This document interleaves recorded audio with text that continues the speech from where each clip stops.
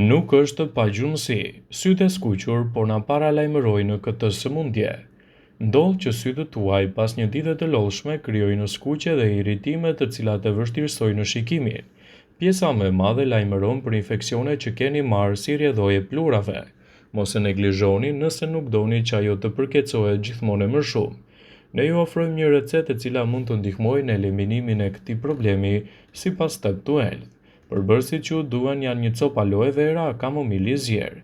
Para së gjithash, lani aloe verën dhe prisni në copa të vogla. Më pas e përzjeni kamomilin që e keni zier paraprakisht. Aplikoni në mas në sytë tuaj dhe kështu lëngu i ftohtë mund të mbajë higjienën më të mirë.